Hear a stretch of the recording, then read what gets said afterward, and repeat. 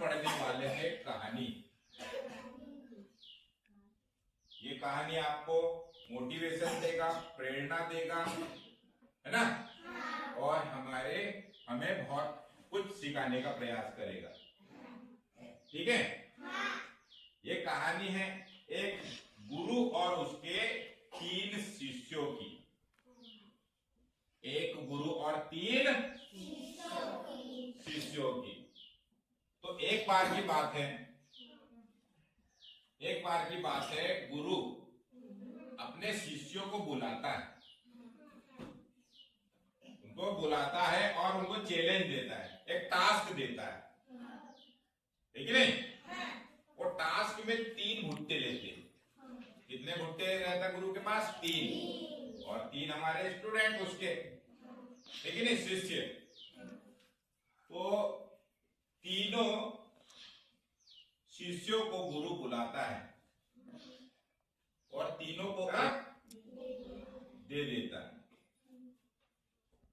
और बोलता है कि इन भुट्टे का सही उपयोग करना और खूब लाभ कमाना, है कि नहीं, और अपने उपयोग में लेना। ठीक है। अरे हाँ, क्या दिया? भुट्टे दे दिया और इसका सही उपयोग करना बोले, और लाभ कमाना और इसका सही उपयोग करना, है कि नहीं? तो तीनों शिष्यों को गुरु ने भुट्टे दे दिया और तीनों शिष्य वहां से चले। अब तीनों शिष्यों में से एक पहला शिष्य सोचता है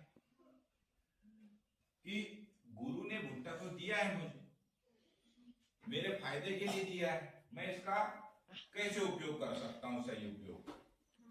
तो बहुत सोचता है और उसके मन में, दिमाग में विचार आता है कि गुरु ने मेरे फायदे के लिए तो दिया भुट्टा, तो क्यों ना मैं इस भुट्टे को भूंजकर खा लूं। तो उसने अपनी अक्लमंदी, अपनी बुद्धि से सोचा, विचार किया और उस भुट्टे को भूंजा और उसको क्या कर लिया? उसने खा लिया। अब बात आती दूसरे शिष्य पर। दूसरा शिष्य क्या सोचता है? अरे यार, वो भी भयंकर सोचता है, मैं क्या करूं और क्या फायदा मिलेगा। चलो ठीक है, भुट्टे को छीला, उसके दाने निकाले और दाने को बेच दिया, कुछ पैसा आया। तो उस पैसे से उसने बाजार से मिठाई खरीद लिया और बड़े मजे से उसने मिठाई खाया। क्या खाया? मिठाई खाया और अपना पैसा खर्च कर दिया, है कि नहीं? उसने भुट्टे को बेचा, भुट्टे से क्या पैसा आया? पैसे से मिठाई खरीदी और खा लिया, उसने भी उपयोग कर लिया। अब बात आती है तीसरे शिष्य की। तीसरा शिष्य क्या सोचता है? बहुत सोचने के बाद उसके मन में विचार आता है कि क्यों ना इस भुट्टे के दाने को छील लूं, निकाल लूं और इस दाने को खेत में बो दूं। उस शिष्य ने पूरे दाने को क्या किया? खेत में बो दिया, समय पे खाद दिया, समय पे पानी दिया और उसकी समय में साफ सफाई करते रहा और बहुत देखभाल किया। तो कुछ समय बाद भुट्टे उग के बड़े हो गए और पूरा खेत से लहलहाने लगी, है ना? तो एक दिन वहां से दोनों उसके दोस्त गुजर रहे थे, तो वो खेत की रखवाली कर रहा था। तो उसके पास गए, चंगारे से पूछा जाए कि इसके खेत में भुट्टे इतने फसल लहलहा कैसा रहा है? तो उसने बोला, उनके पास जाके पूछा कि भाई तेरे खेत में कितने भुट्टे फसल लहलहा क्यों रहा है? तुमने वो गुरु जी ने जो भुट्टा दिया था उसका क्या किया तुमने? तो उसने बताया कि मैंने अपनी सूझबूझ सूझता और अकलमंदी के साथ इस योग किया, इसके दानों को रोपा, पानी दिया, खाद दिया, तो आज मेरे खेत में फसल लहलहा रही है। तुम दोनों तो दोस्तों को बड़ा दुख हो गया।